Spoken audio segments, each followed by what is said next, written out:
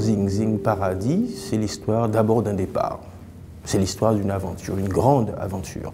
Et comme toute grande aventure, ça commence par un départ. Le départ du héros du roman, qui s'appelle Gabriel Montener, 25 ans, qui quitte son île de Guada pour Paris, sous le prétexte fallacieux de faire des études de droit pour devenir avocat. En tout cas, c'est ce qu'il raconte à son entourage, à sa famille.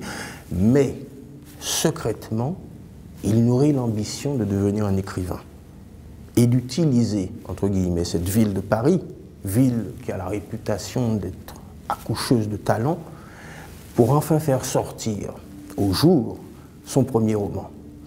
Donc finalement, Zing Zing Paradis, c'est l'histoire de cette aventure, de la vie que ça suppose quand on veut devenir écrivain. Les rencontres, les accidents, les incidents, enfin tout le parcours imprévu, mais fait de surprises, jalonné de surprises, et qui finalement finissent par transformer celui qui voulait écrire en un écrivain, c'est-à-dire en une œuvre aboutie, sortie de lui, accouchée, déposée sur le papier. Il s'agissait, je m'interrogeais sur le fait de savoir ce qu'il y a derrière un livre, derrière un homme qui veut écrire. Qu'est-ce que ça suppose? Donc c'est un peu les coulisses de cette aventure que j'ai voulu explorer.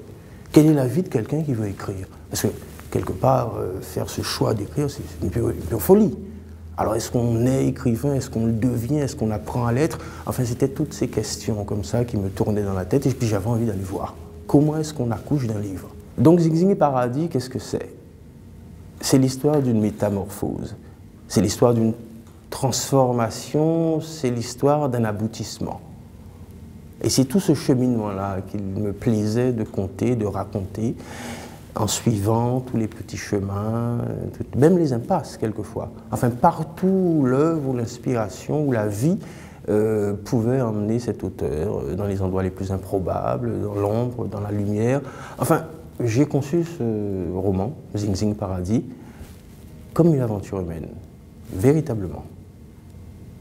Et j'invite tous ceux qui me regardent à suivre cette aventure qui est probablement identique à celle que chacun de nous mène, même si cela ne donne pas forcément un roman au bout. C'est un roman humain d'un humain qui veut accéder à sa personne humaine, c'est-à-dire à la singularité de son aventure.